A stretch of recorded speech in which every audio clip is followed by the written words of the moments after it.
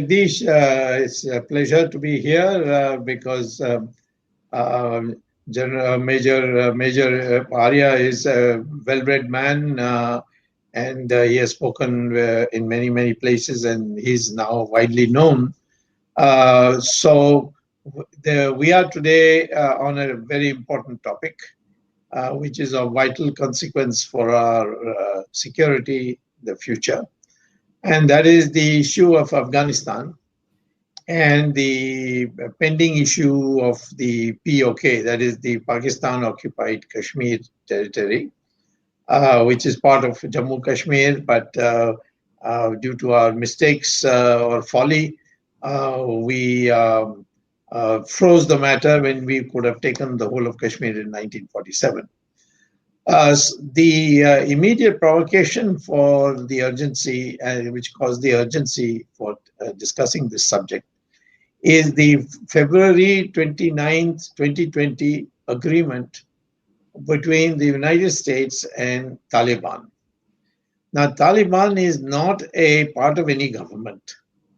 It was, in fact, an enemy of the United States. The United States, after that 9/11 atrocity, actually bombarded Afghanistan when Taliban was in power and decimated a big proportion of their armed forces and made them run into the hills. And then now, after 18 years, the Americans seem to have got tired, and Trump has committed to withdraw his troops from abroad and where it's been unduly long. And so the Americans have agreed in a treaty to clear out from Afghanistan completely in 14 months and a major share within the next 2 months. So, in effect, although there is an elected government in Afghanistan, and that elected government, the personnel have been generally sympathetic to India because India has done a lot of civilian work in Afghanistan. They have built even the Library of Parliament there. They have assisted in schools, medicines, and so on. So, and Indians generally have long association. Afghanis, our Bombay film music cassettes sell like hotcakes in Afghanistan. So, I mean, India has a presence, but it's not a military presence. What has happened in this agreement between the United States and Taliban is that it was brokered by Pakistan. And it came only after the United States had made an offer to India to post maybe a division or two divisions in Afghanistan. And in return, India could pick any arms, weapons, planes from the warehouses of America. Our government declined that. That is, the BJP government declined that. And as a consequence, the Americans, in pursuit of their objective to get out from Afghanistan, they contacted Pakistan, and Pakistan helped them with Taliban, and ultimately in Qatar, in Doha, they met and signed an agreement. Now, once this process is completed in the next 14 months, I think it stands to reason, given the ground situation, that Taliban will be able to forcibly take over Afghanistan. And therefore, Afghanistan, Pakistan will become allies. And India then has a problem. It's already, we have problems about the terrorists infiltration from Pakistan, and now it will be doubled.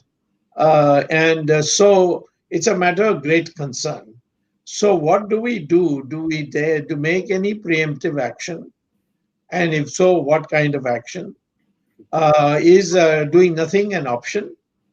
Or is that very dangerous for our national security? And these are questions that are being asked around the country, and we need to find answers for that, and which is why we have this discussion today. We also, in February 22nd, 1994, in a parliament resolution of both houses and unanimously, resolved that the remaining portions of Kashmir in the foreign occupation will be retrieved by India.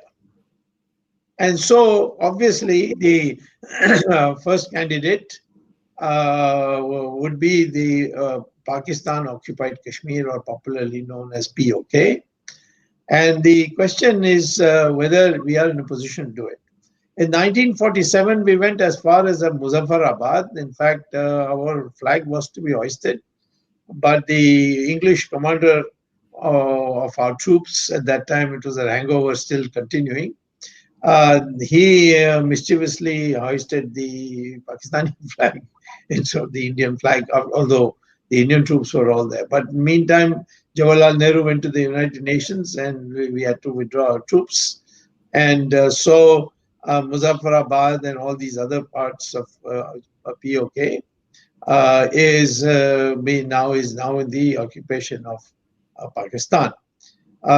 So to liberate that, are we in a position today militarily? Is it, if not, what are the things that we need to fill the gaps in? Is it a worthwhile objective to restore it? I know emotionally it is widely held in India that it must be done. After all, otherwise Parliament wouldn't be passing that resolution. It was, in a sense, a a forgotten issue. But Narasimha Rao, evoked it again and got this resolution passed. So we are in this situation where we need the military mind to tell us what are the pros and cons and costs and benefits of securing ourselves, what needs to be done, and how do we back it up on the ground with preparation. So for that, all of us in our team felt that the best person to be invited is Major Arya. And because he is not only a military man, but he has also done strategic studies, and he is well versed in the literature of military literature. And I think, if I'm not wrong, he has something to do with the strategic division of the Republic TV, where he speaks on this issue. So I request Major Arya to please tell us on these two subjects, how should we go about securing our national security?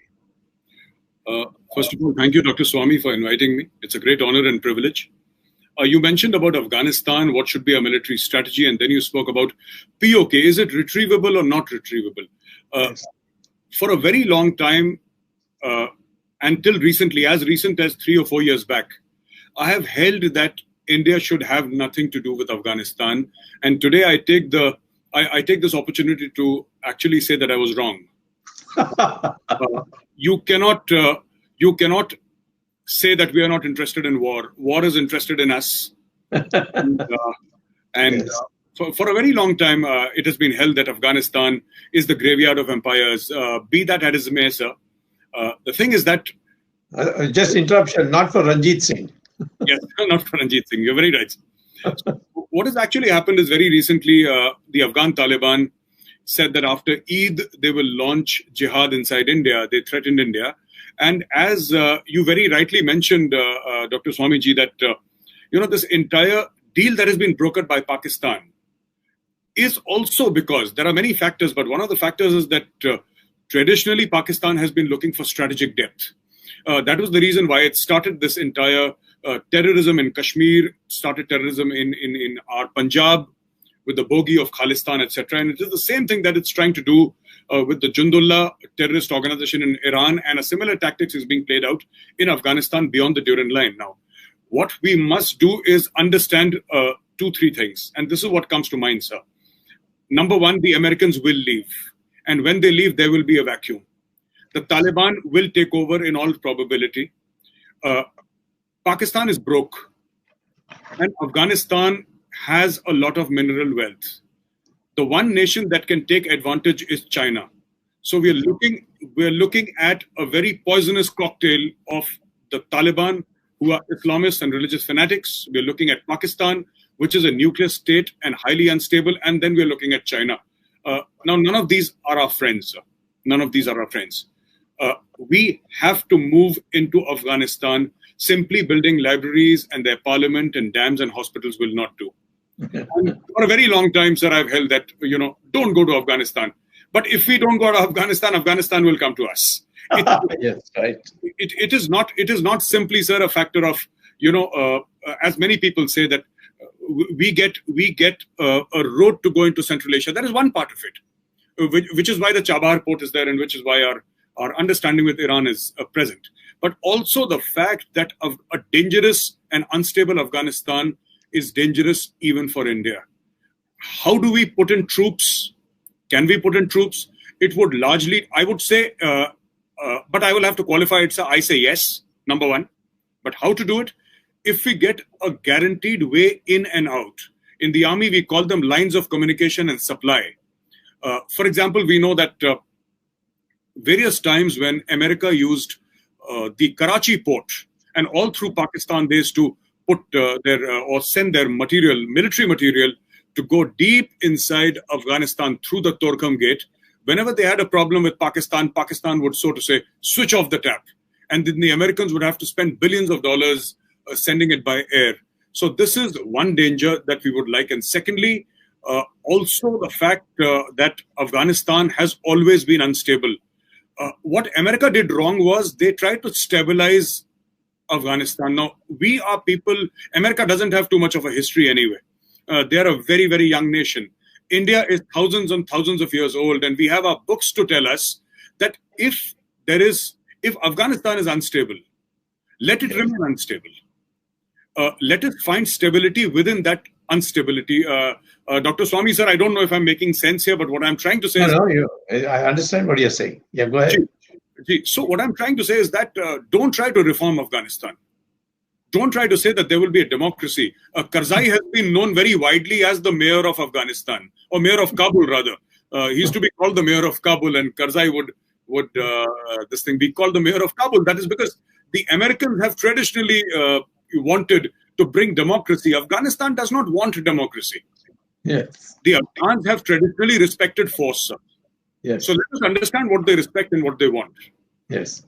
And this is one part of it, sir. And I think it's only a matter of time, months or years, before India will have to send some sort of military manpower inside Afghanistan. I do not know what the construct of that force will be and how the ingress and egress routes or entering and exiting will be managed. Yes. But I don't think we can avoid it for too long, sir. I don't think we can avoid it for too long. Right. And Jay. Right. As far as the POK things that you mentioned about the parliamentary resolution, yes, for Pakistan occupied Kashmir, a lot of it has to do with emotions. You're very right in India that we must take over. Actually, Pakistan occupied Kashmir and Gilgit-Baltistan is where the China-Pakistan economic corridor actually comes. Yes. China has already pumped in around $50 billion, and they aim to pump in many more $1 billion into this. Before we went live, sir, we were speaking about the Malacca Straits, and we were speaking about how this is very important. And this is an aim by China to find an alternate route for its energy supplies, for sending its finished goods to the Middle East, etc., all over the world. This is an alternate route. The economic corridor will never come up like the way Pakistanis think it will. They think it's a gold mine. They think it's something that will create jobs and make Pakistan a rich country. They clearly don't understand China the way you do, Dr. Swamy, sir. You understand China, you understand the language. They don't understand China. It seems that. So I think the solution here is, yes, we must take over POK. It will be a mixture of diplomacy. It must be a mixture of economic sanctions. And it will also be about destabilizing Pakistan from within. There are fault lines within Pakistan.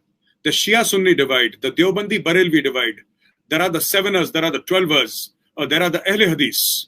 And there are so many other people. There is the Baloch freedom struggle that is happening. The Sindhis are waking up. The Muhajirs are there. Even the southern Punjab, the Saraiki region is waking up. So everybody is pulling at the seams. And as I say very often, sir, Pakistan will never explode, but there is every chance of Pakistan imploding. A lot of Indians who are part of the so-called Aman Ki Asha Brigade, who mean well, but I think they're slightly woolly-headed. They think that, if you speak nicely to Pakistan, everything will be okay. I think, Dr. Swamy, sir, the more you hammer Pakistan, the better it is going to be. As long as we keep on hammering them into the ground, we will be safe. As far as POK is concerned, sir, we get POK by destabilizing Pakistan.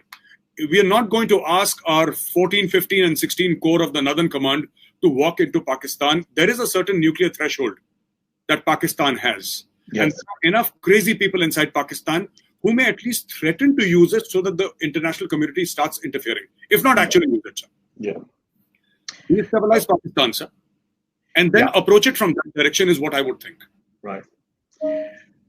Well, Major, let me now ask you some hypothetical questions. Do you think we are in a position to create a situation where Baluchistan decides to secede from Pakistan? Sir, yes and no. When I say yes, I mean that there are enough elements within the Baloch society which do not want anything to do with Pakistan. And they also know Baloch, because I have many Baloch friends and I'm in touch with them, both inside Pakistan and abroad. And Dr. Swamy, one thing they're very clear about is that nationalism, Baloch nationalism, has so far trumped radical Islam in Balochistan. Yes. There is a very strong Pashtun element. There are Pashtuns inside Balochistan. And then there is the Balochistan, which is inside Iran. So Balochistan is divided between Iran and Pakistan. If we forget about the Iranian part for a minute, sir, hypothetically speaking, yes, it is possible. Yes, it is possible. But India needs to do more than talk. So far, we have been talking only, sir. We are all out there, sir. Unfortunately. That's our weakness. That's our weakness. Absolutely, sir. We announce that Balochistan will be free. It's not going to be free unless we put our money where the mouth is. Whether it's about training the Balochis, whether it's about setting up a Baloch embassy in exile in India, or the government in exile in India, my apologies. Whether it's about creating embassies all over the world, whether it's about going to Harvard, Oxford, these top universities, and actually speaking about Baloch, it's not going to happen. Yeah, I found in United States, in New York, the Baluchis have been given permission by the United States government to open a human rights center to highlight atrocities, human rights atrocities in Balochistan. I think we can easily do the same thing, and the Pakistanis can't object. We'll say, you didn't object to the Americans, why are you objecting to us? So that would be a first step, because we raised hopes when Narendra Modi on 15th August in 2015 from Red Fort announced how Balochistan is being suppressed, and raised and said that we would, we are concerned about it. So there was a lot of expectation, which broke all limits in terms of expectations, and then nothing happened. So I agree with you. We talk a lot, but won't do anything. But whether it's would you think that psychologically, if there was a movement where we took a small step like setting up a human rights center of Baluchis in Delhi, whether that would intimidate Pakistan or not? To a little extent, yes.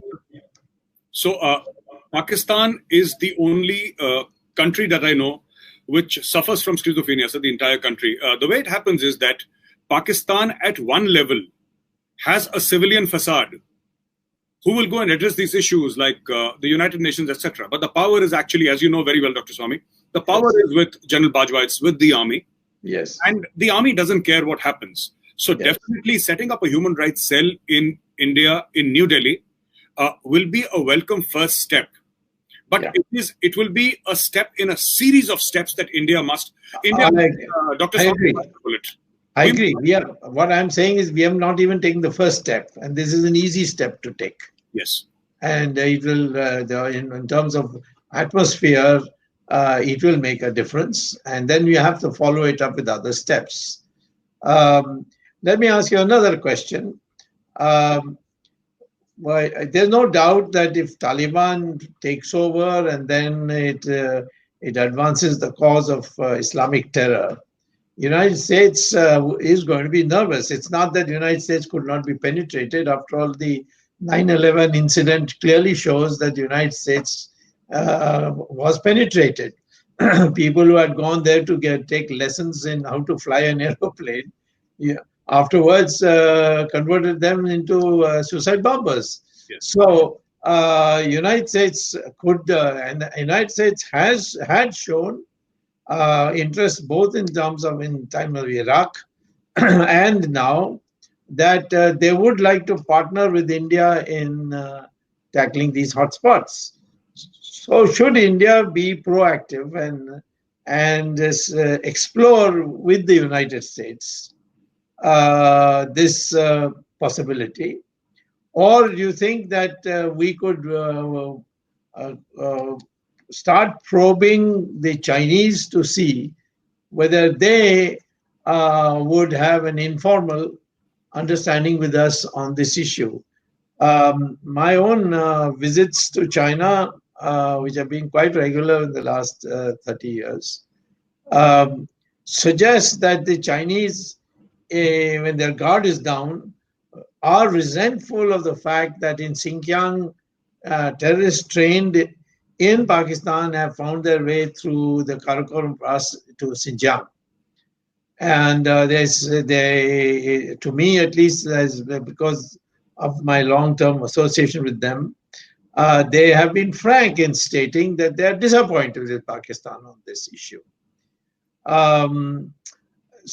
However, the Chinese, according to me, are concerned what India will do if there is a confrontation between China and the United States. I may take the liberty to mention that in 1977, when Mr. Morarji Desai asked me that since you said that you are, I've been told that you have studied China very extensively, you speak the language. Could you tell me whether the Chinese would ever be interested in discussing the border problem with us? Because they were taking the stand at that time, there's nothing to discuss, it's all ours. So I suggested that at that stage, there was a huge confrontation between the Soviet Union, then Soviet Union, and China over an island called Janbadao on the Ussuri River. And the Russians had prepared very substantially to use military force and give a thrashing to the Chinese army. And for that, they had written to India saying that using the Indo-Soviet treaty, that Russian troops should be allowed to come into India and then go to Tibet from India, at the underbelly of China, so to speak. And by the time this matter reached some kind of peak, Mrs. Gandhi was defeated here, and Mr. Desai became Prime Minister. So I told him that if you convey to the Chinese that in the event there is a confrontation between the Soviets and China, troops on the ground, India will be neutral. And in that case, the Chinese would be willing to discuss with us the border question as a gesture. And that's how I made my first official trip after 1962. I was the first Indian politician formally on behalf of the government to go to China. Mr. Vajpayee went a year later as foreign minister. And I put this to them and they responded immediately. And the thawing with China started with that. I'm in a minority, an hopeless minority, when I suggest that it is possible that in dealing with terror in Pakistan and Afghanistan, it is possible to bring the Chinese on board, but it will not be just a bilateral matter only. It will be a international matter in which our relations with the United States, and in the event of their confrontation with China, United States, the role India plays will be a factor. I don't know whether the country is ready to accept that, because after 1962, it has been we have been thoroughly brainwashed that the entire thing was a perfidy of China, like this corona virus is also being entirely ascribed to China. So it may take a lot of persuasion. I also have been successful in getting them to open Kailash Mansarovar. And on the border roads, in my discussion with China in the last 2 years, when I said, why do you want to go through POK? You come down from where Kailash Mansarovar is, cross into Uttar Pradesh, and then go straight to Bombay. And then you get the ocean.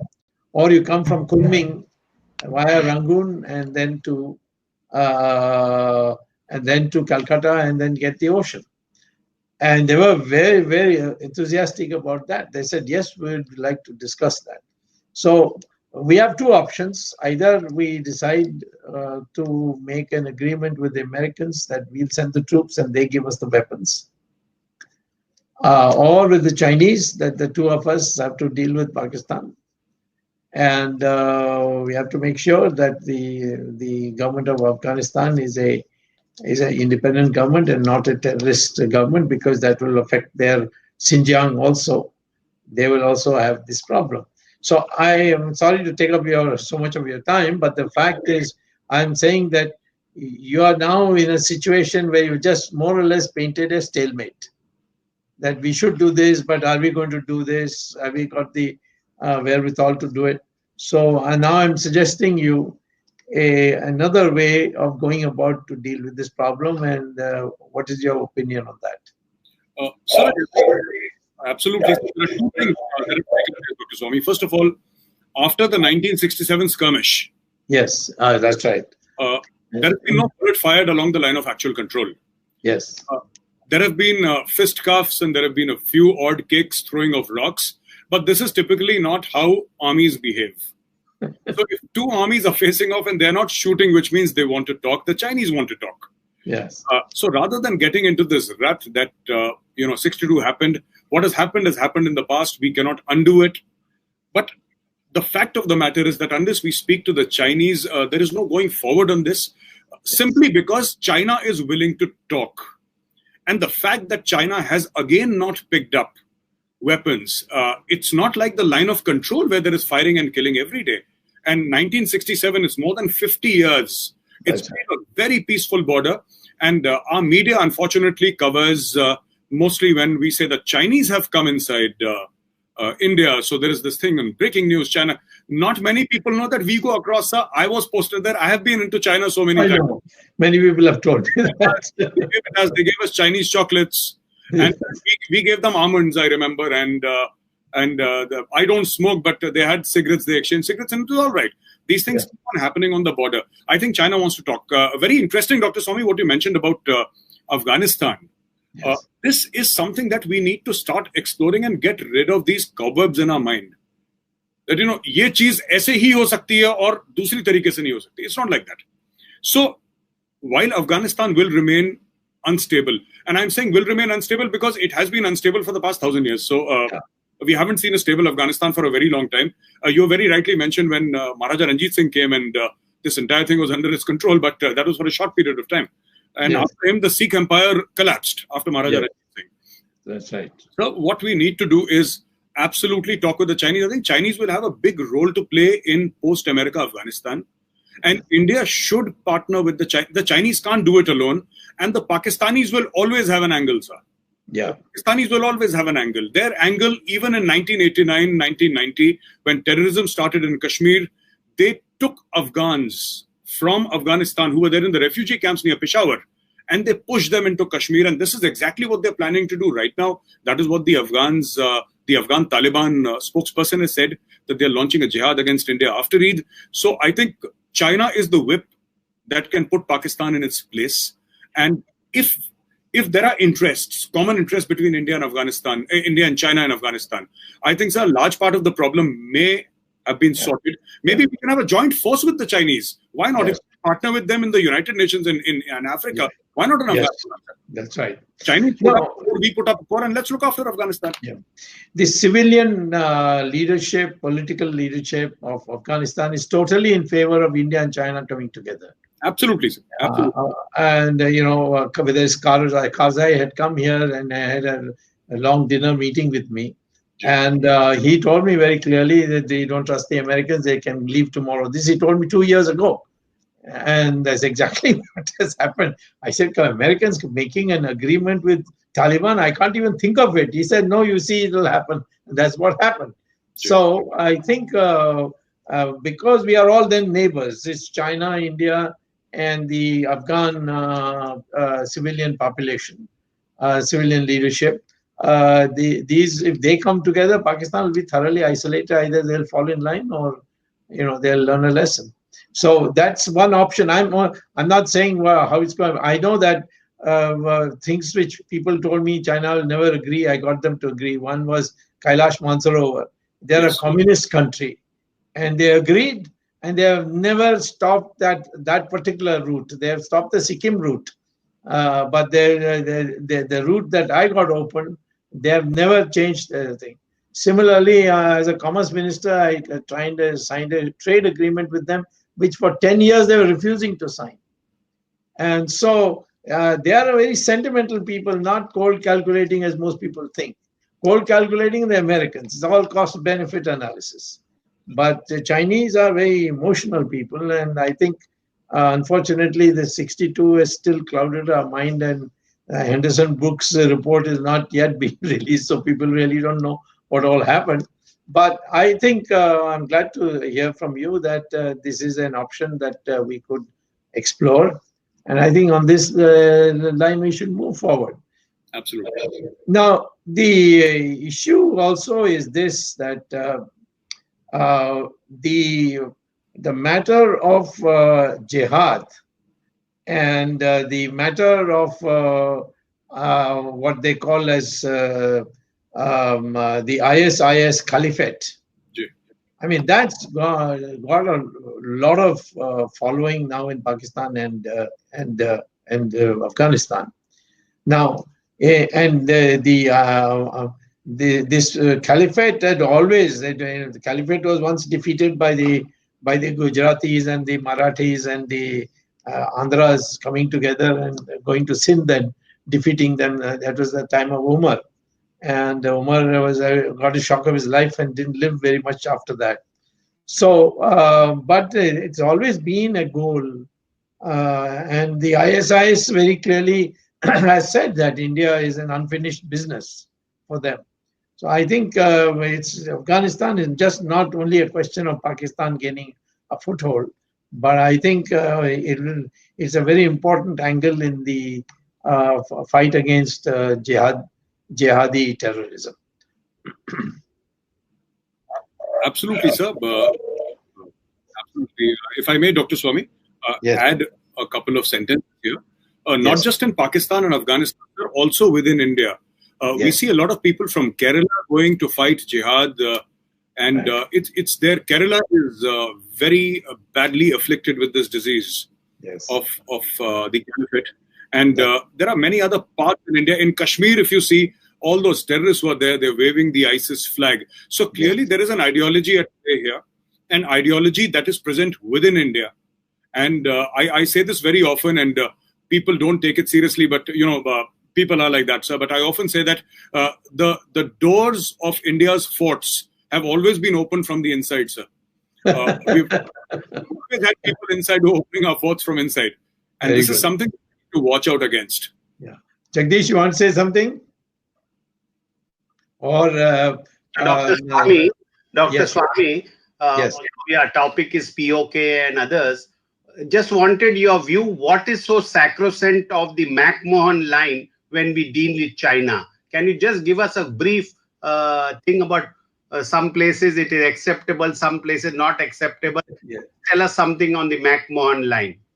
Well, about 4 years ago, I was in a cabinet, a Chinese cabinet has a research institute where they invite select politicians to meet other politicians, Chinese politicians.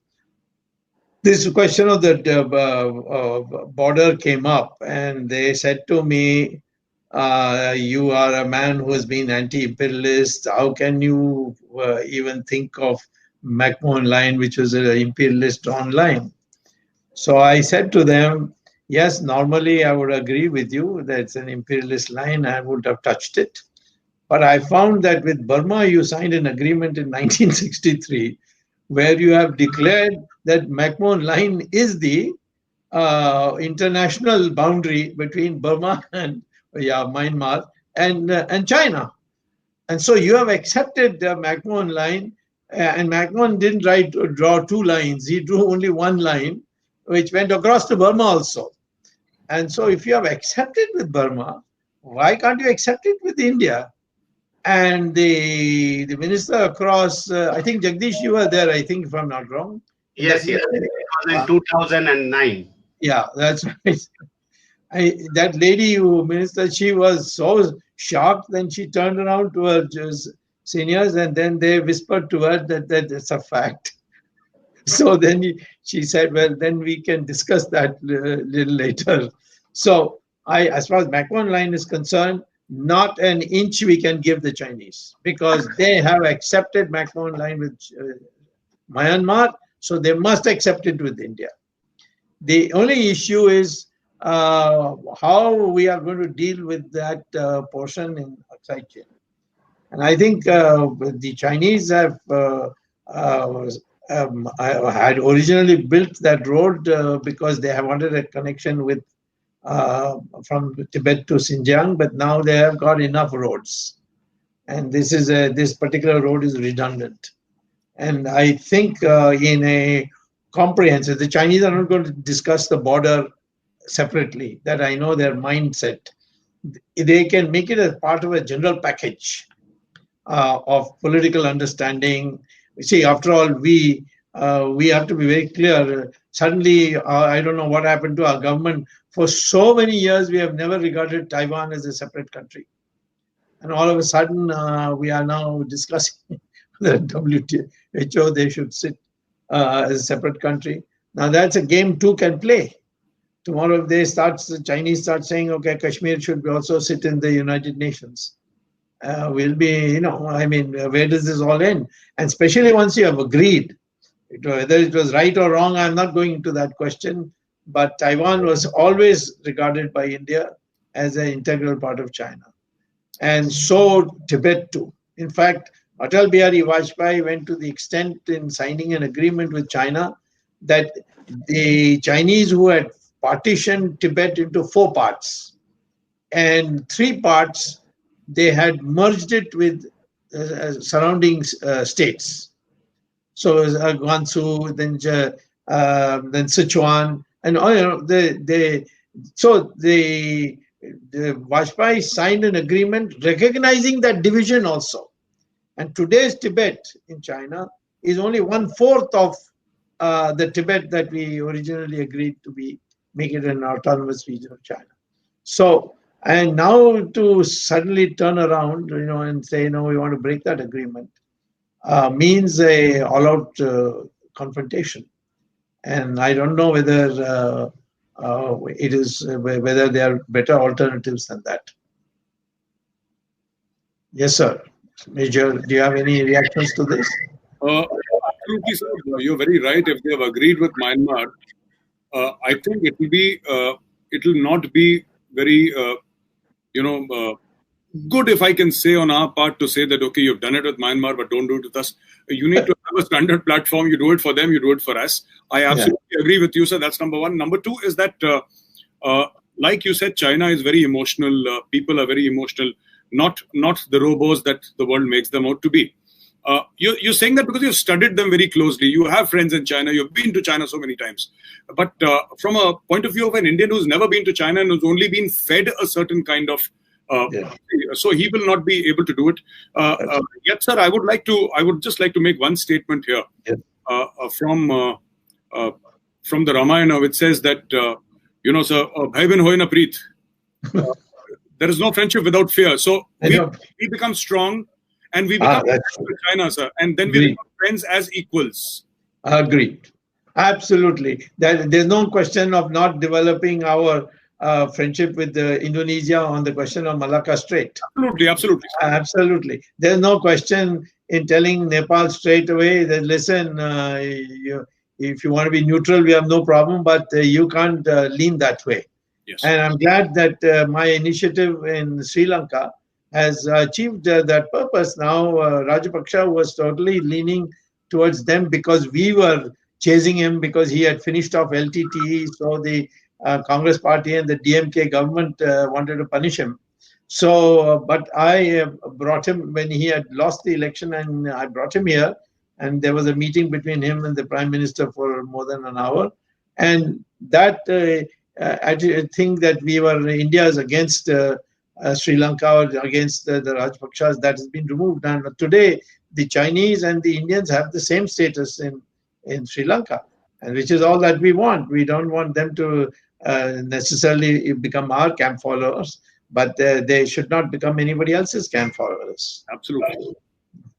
I have two questions, Dr. Swamy.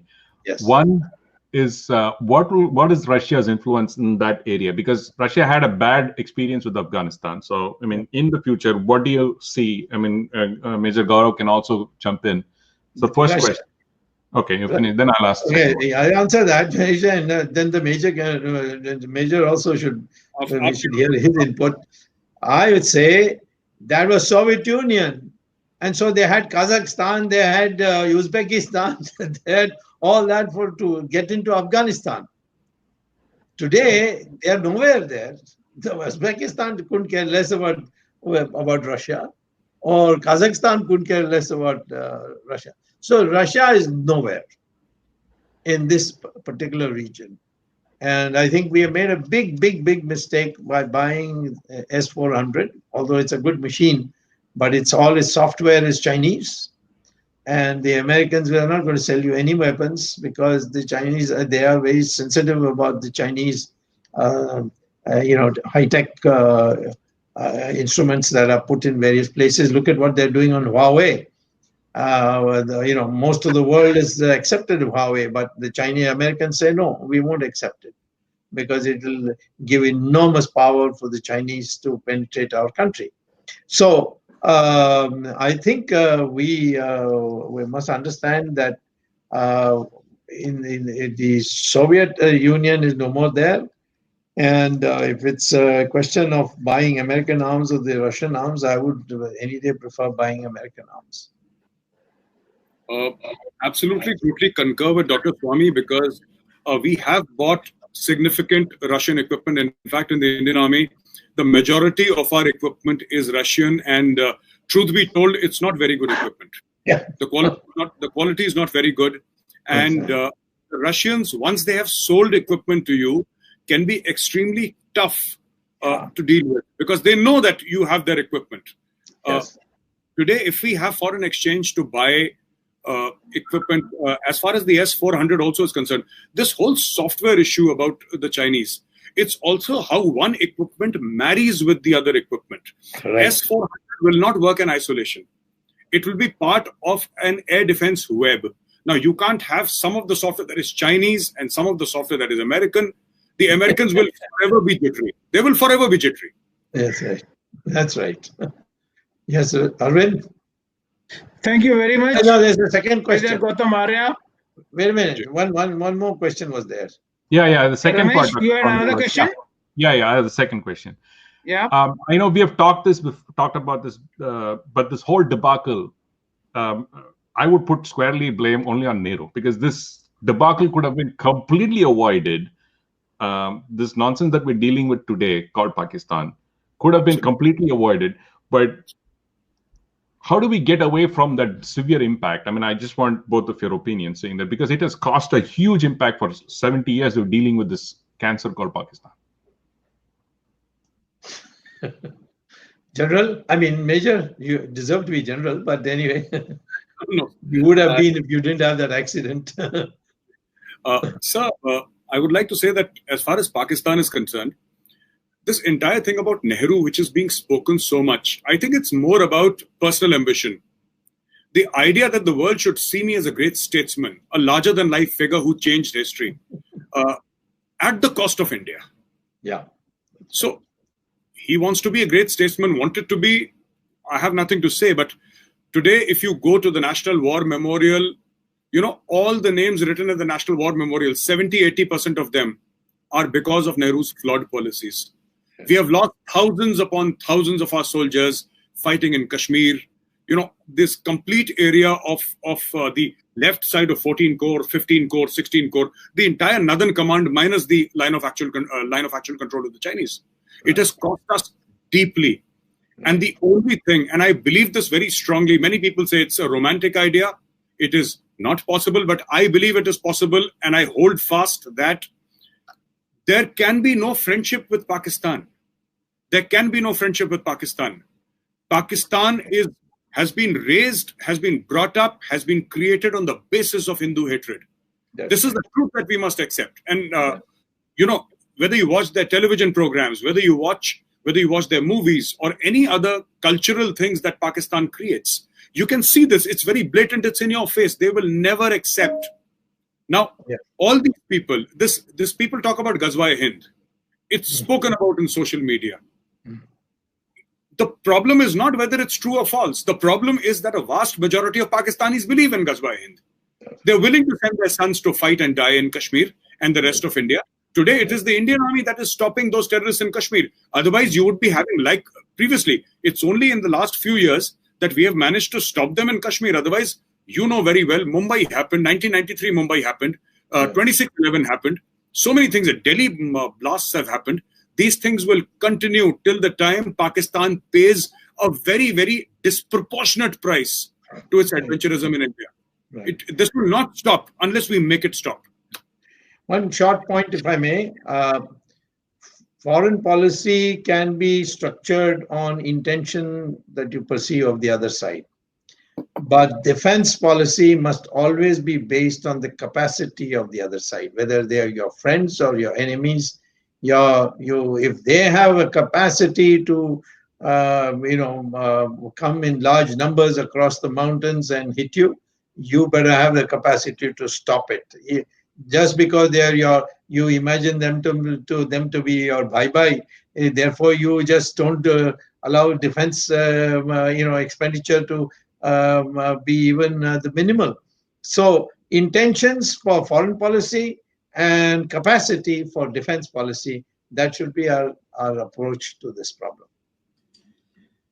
Arvind,